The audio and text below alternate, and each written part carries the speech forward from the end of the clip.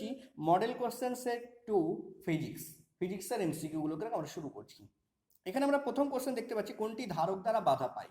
যদি আমরা দেখি যে ধারকের মধ্যে দিয়ে কিন্তু ডিসি কারেন্ট কখনোই প্রবাহিত হয় না। আমরা কোনো সার্কিটের মধ্যে যখনই আমরা এই ধরনের ম্যাথমেটিক্যাল প্রবলেম হামেশাই করে থাকি যে কোনো কোনো একটা ক্যাপাসিটার উপস্থিত আছে, এখানে যদি কোনো একটা ব্যাটারি উপস্থিত থাকে, এখানে যদি আমরা কোনো রেজিস্ট্যান্স দেখে থাকি, তাহলে এখানে এরকমভাবে আছে। তাহলে এই যে রেজিস্ট্যান্সটা যদি আমার 5 ওহম রেজিস্ট্যান্স হয়ে থাকে, ক্যাপাসিটারের ক্যাপাসিট্যান্স যদি 2 মাইক্রোফ্যারাড হয়, আর এখানে যদি ব্যাটারি আমার 10 ভোল্টের হয়ে থাকে, তো সেক্ষেত্রে কিন্তু আমরা সলভ করার সময় কি আছে, কারেন্ট ফ্লো যদি বের করি, তো আমরা কি করি 10/5 করে থাকি, তাই না? 10 হচ্ছে ব্যাটারির ভোল্টেজ আর 5 হচ্ছে রেজিস্ট্যান্স। তাহলে স্যার 2 মাইক্রোফ্যারাডে কোনো রোল নেই? হ্যাঁ, নেই। কারণ কি, এই যে কারেন্টটা যাচ্ছে সেটা কিন্তু এর মধ্যে দিয়ে কখনোই পাস করবে না। অর্থাৎ কি হচ্ছে, ক্যাপাসিটার দ্বারা বাধাপ্রাপ্ত হচ্ছে। কেন স্যার? এইখানে যে আমরা সোর্সটা ব্যবহার করেছিলাম ব্যাটারি, সেটা কিন্তু একটা ডিসি সোর্স। তাহলে ডিসি সোর্সের মধ্যে দিয়ে যে ডিসি কারেন্ট ফ্লো হয়, সেই ডিসি কারেন্ট কিন্তু কখনোই ক্যাপাসিটার বা ধারকের মধ্যে দিয়ে যেতে পারে না। তাই এখানে আমাদের অ্যান্সার হবে কি, সেকেন্ড অপশন, ডিসি কারেন্ট। ওকে, পরের কোশ্চেন হচ্ছে কি, পরাচুম্বক পদার্থের চুম্বকনের পরিমাত্রা আই এবং চুম্বকন ক্ষেত্র এর অনুপাত কি? আমরা যদি দেখি পদার্থের চুম্বকনের পরিমাত্রা বলতে তার চৌম্বক ভ্রামককে বোঝায়। তাহলে চৌম্বক ভ্রামক যদি আমরা দেখি, সেটাকে আমরা ক্যাপিটাল এম দ্বারা প্রকাশ করতে পারি বা আই দ্বারাও প্রকাশ করতে পারি। তাহলে capital M by I equals to হচ্ছে এইচ। আমরা একটা ফর্মুলা পড়েছি আমাদের ছায়া প্রকাশনী বইতে থাকে, এম প্রপোর্শনালস টু এইচ, যেখানে হচ্ছে এম ইকুয়ালস টু কি হয়, কে ইন্টু এইচ। এখানে এই যে কে আমরা কি বলে থাকি, চৌম্বক প্রবণতা। তাহলে কে, এখানে যদি আমরা দেখি এম বাই এইচ আছে, তাহলে এটা কি হবে, কে, অর্থাৎ চৌম্বক প্রবণতা।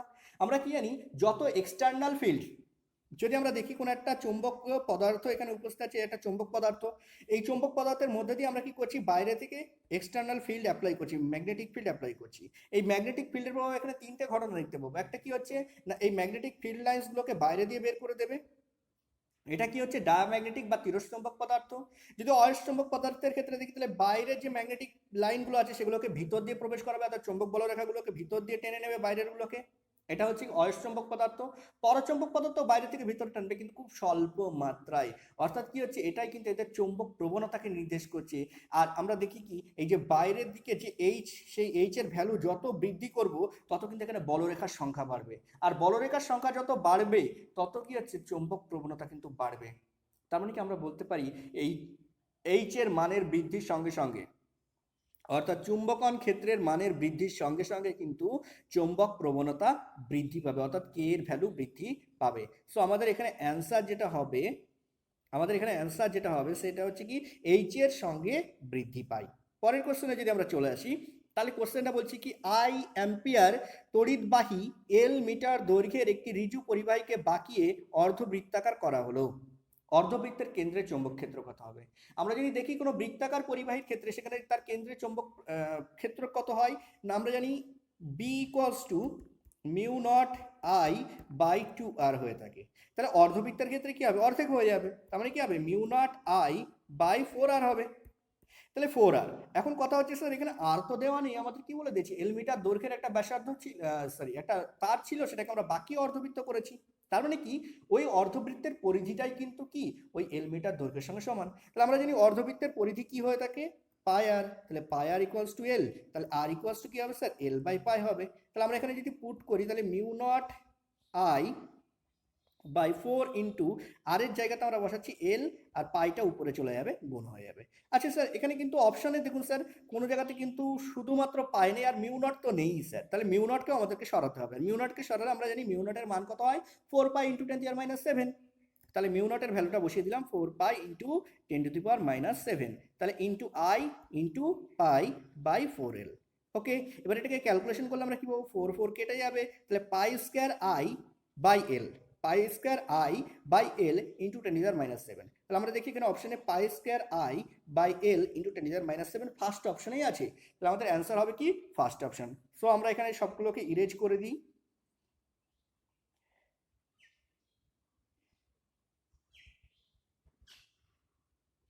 আমরা এখানে এটাকে ইরেজ করে দিয়ে এখানে অ্যান্সার পাচ্ছি কি, ফার্স্ট অপশন আমাদের অ্যান্সার হবে। ওকে,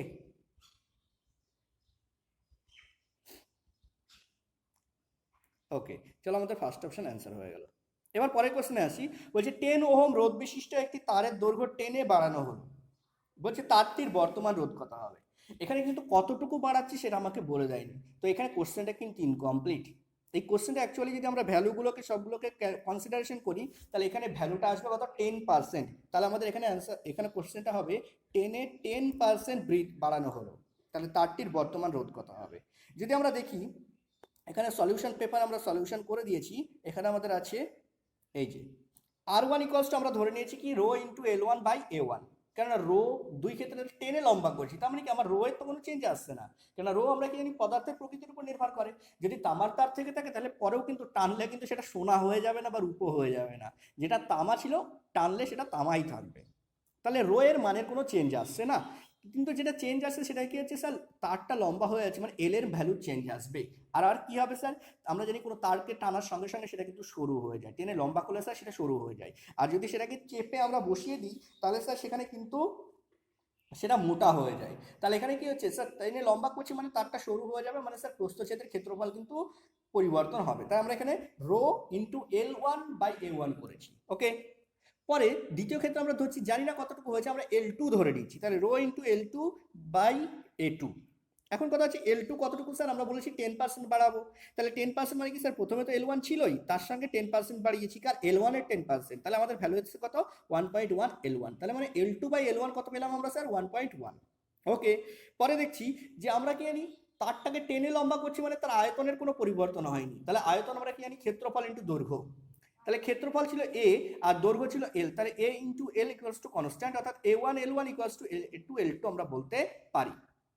তাহলে এখান থেকে কিন্তু আমরা ক্যালকুলেশন করে পেয়েছি L2/L1 ইকুয়ালস টু A1/A2।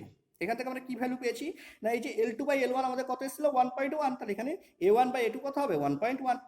এবার স্যার R2/R1 এর রেশিও আমরা করেছি, তাহলে সেখানে কি হচ্ছে রো রো স্যার কেটে যাবে, L2/L1 থাকবে আর A1/A2 থাকবে, তাহলে স্যার L2/L1 এর ভ্যালু ছিল 1.1 আর A1/A2 এর ভ্যালু ছিল কত স্যার 1.1।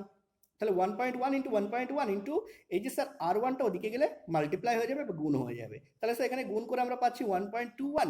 এর সঙ্গে স্যার প্রথমে রোধটা কত ছিল 10 ওহম ছিল, তাহলে গুণ করে দিলে স্যার 12.1 ওহম হয়ে যাবে। তাহলে আমাদের এখানে অ্যান্সারও কিন্তু সেটা দেওয়া আছে অপশানে, তাহলে আমরা দেখতে পাবো এখানে অপশান আছে থার্ড অপশান 12.1 ওহম। এটাই হচ্ছে প্রসিডিউর। তাহলে যখনই কোনো টেনে লম্বা করার কথা বলবে, সে 10% বলুক, 100% বলুক, 20% বলুক, 50% বলুক, যাই বলুক না কেন এই প্রসিডিওরেই হবে। এখানে কি হচ্ছে আয়তনটা ধ্রুবক থাকবে, কখনো কিন্তু আয়তনটাকে স্কিপ করে চলে গেলে হবে না, যে না স্যার আয়তন তো বৃদ্ধি করার কথা বা হ্রাসের কথা বলেনি, কিন্তু টেনে লম্বা করছি মানে স্যার আয়তন কিন্তু অপরিবর্তিত থাকবে। ওকে, তখন এই প্রসিডিওর আমাদেরকে ফলো করতে হবে। পরের কোশ্চেনে যদি আমরা আসি, বলছি কোনো তরঙ্গের বেগ প্রকৃতপক্ষে সেই তরঙ্গের কোনটির বেগের সঙ্গে সমান হবে। যদি আমরা দেখি যে তরঙ্গের বেগ কোনটির সঙ্গে সমান হবে, যদি হাইগেন্সের তরঙ্গ মুখ তত্ত্ব আমরা দেখি, সেখানে কি বলা আছে, বলছে যে তরঙ্গ মুখের যা বেগ হবে তরঙ্গের বেগ কিন্তু তার সঙ্গে সমান হবে। তাহলে আমাদের এখানে অ্যান্সার হবে কি তরঙ্গ মুখ। ওকে, আমরা আগে বাড়ি। বলছে কোনো আহিত পরিবাহীর স্থিতিশক্তি কত হবে। কোনো একটা আহিত পরিবাহীর ক্ষেত্রে যদি দেখি তার স্থিতিশক্তির ভ্যালু কত হয়, ফর্মুলাটা আমরা জানি half into Q into V, half into Q into V. এটা কিভাবে আসে সেটাও আমাদের অনেক গল্প আছে, কি হচ্ছে কৃতকার্য দিয়ে এটাকে বার করতে হয় কিউ ইন্টু ডিভি। এখানে কি হচ্ছে ভোল্টেজটা যেহেতু পরিবর্তনশীল, তাহলে পরিবর্তনশীল হলে পরে সেক্ষেত্রে আমরা গড় নিয়ে থাকি, তাহলে গড় হলে প্রথমে 0 ছিল, পরে স্যার ভি হয়েছে, তাহলে কি হচ্ছে ভি প্লাস 0/2, তার মানে V/2, তাহলে V/2 ইন্টু কিউ করলে স্যার কিউ V/2 মানে half into Q V. Okay, এবার স্যার আমরা জানি Q equals to C into V, যদি আমরা বসিয়ে দিই Q equals to C into V, তাহলে কি আসবে sir half into C into V square. আবার স্যার উল্টোটা, যদি আমরা ভি এর জায়গাতে স্যার কিউ বাই সি বসাই, তাহলে আমরা কি পাবো sir Q square by 2c পাবো। তো তিনটে ফর্মুলা যে কোনোটাই কিন্তু আমরা অ্যাপ্লাই করতে পারি, কিন্তু আমাদের অপশন অনুসারে দেখতে হবে কোনটা এখানে দেওয়া আছে, যেহেতু আমরা এমসিকিউ করছি। তাহলে আমাদের অপশন অনুসারে আমরা দেখতে পাচ্ছি এখানে হাফ সিভি স্কোয়ার সেকেন্ড অপশনে আছে, তো আমাদের অ্যান্সার হবে ওটাই।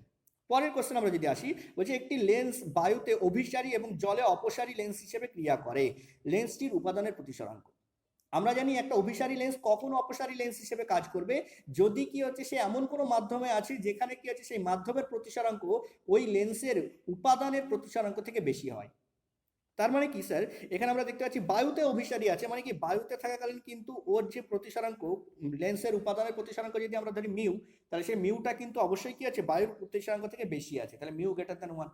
কিন্তু যখনই জলে নিয়ে যাচ্ছি সেটা অপসারী হয়েছে, তার মানে স্যার জলের প্রতিসরাঙ্কটা কিন্তু লেন্সের কাচের উপাদানের থেকে বেশি। তার মানে কি স্যার কি আসছে গল্প, যে মিউ লেস দ্যান 1.3। তাহলে আমি যদি এখন এই দুটো সম্পর্ককে একসঙ্গে করি তাহলে আমরা অ্যান্সার পাবো থার্ড অপশন, যেখানে 1 কম কার থেকে, মিউ এর থেকে, কিন্তু মিউ কম কার থেকে স্যার 1.33 থেকে, কেননা জলের প্রতিসরাঙ্ক কত হয় স্যার 1.33। ওকে, তো আমাদের অ্যান্সার হলো কোনটা, থার্ড অপশন। তাহলে আমরা একটু ইরেজ করে এখানে থার্ড অপশনটাকে মার্ক করে নিলাম। ওকে, পরের কোশ্চেন বলছে এন টাইপ ও পি টাইপের ইলেকট্রন ও হোলের সংখ্যা ঘনত্ব যথাক্রমে এন ও পি হলে অবিশুদ্ধ বাহকের সংখ্যা ঘনত্ব কত হবে। অবিশুদ্ধ বাহক বলতে কি বোঝানো হচ্ছে, এন পি অর্থাৎ হচ্ছে ইলেকট্রন হোল যে জোড় সেটাকে বোঝানো হচ্ছে।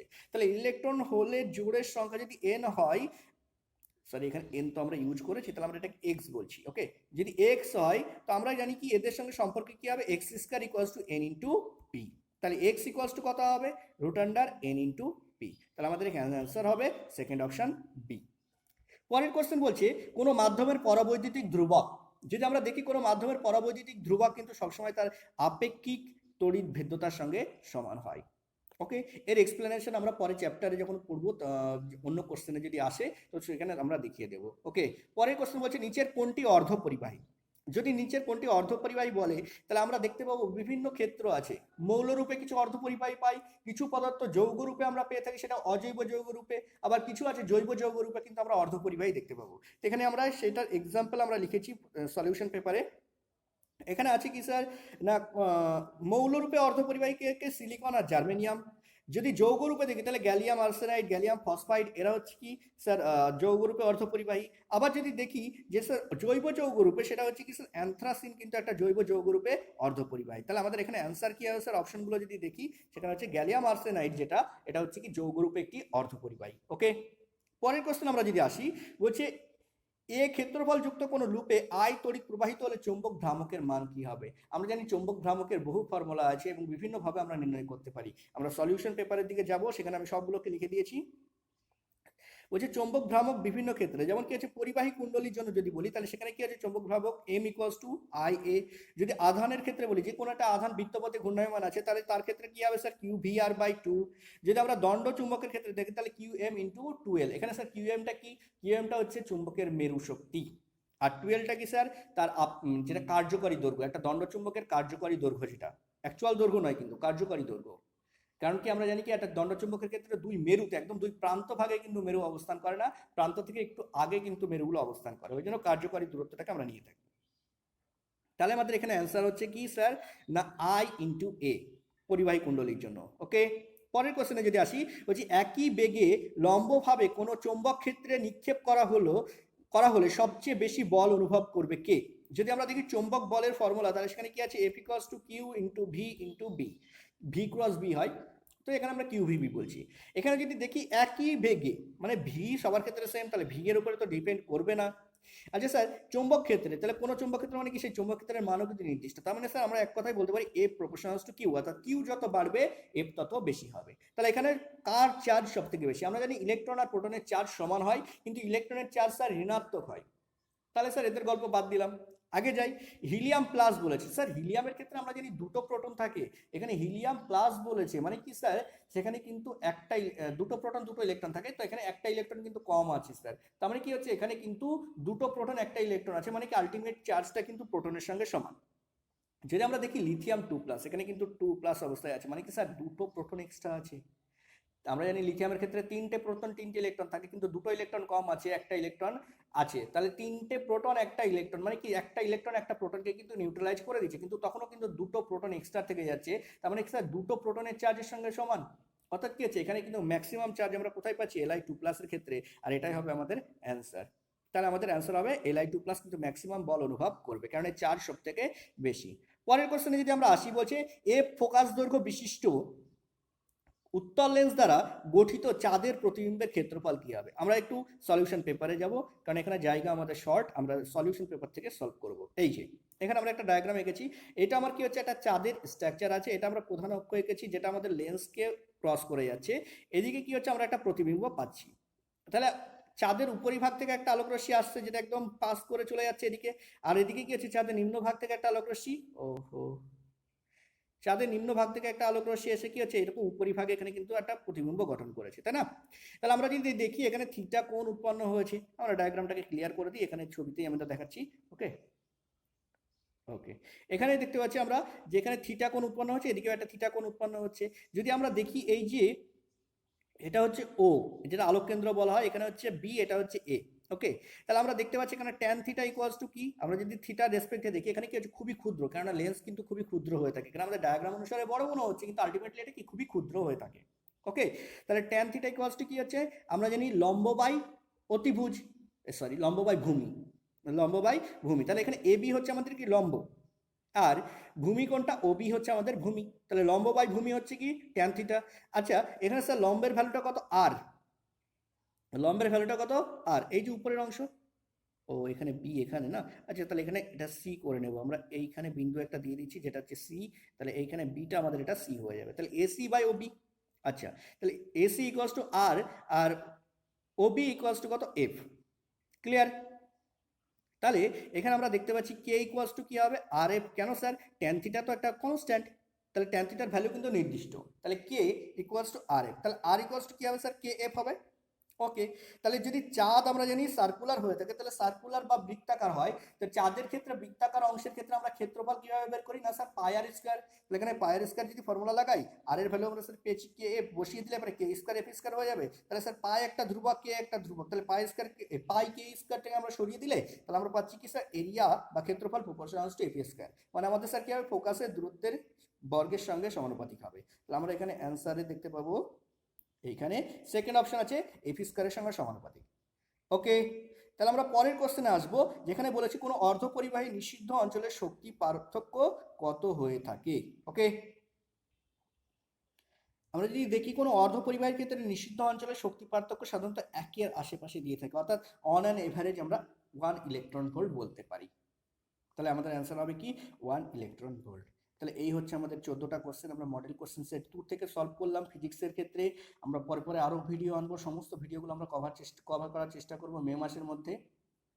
অনেকেই কমেন্টস করছে যে স্যার একটু তাড়াতাড়ি করবেন, তাড়াতাড়ি করার কিছু নেই, আমি বারবারই বলছি মে মাসের মধ্যে আমরা কভার করে দেব। তোমরা প্রত্যেকটা ভিডিওকে সলভ করতে থাকো এবং সেই সঙ্গে সঙ্গে সেগুলোকে তোমরা কিন্তু প্রিপারেশন করতে থাকো। আমরা আশা করছি মে মাসের মধ্যে কিন্তু সবগুলোকে কভার করে দিতে পারবো, সমস্ত কোশ্চেনগুলো SAQ1 SAQ2 সবগুলোকে যাতে আমরা কভার করতে পারি সেই চেষ্টা করব। তো তোমরা পড়াশোনা করতে থাকো, একদম অধৈর্য হবে না, আশা করছি আমি সব সলভ করে দিতে পারবো। সবাই সুস্থ থাকবে, ভালো থাকবে। আজকের ভিডিও এই পর্যন্তই, আবার আমরা দেখা করব নেক্সট ভিডিওতে। বাই।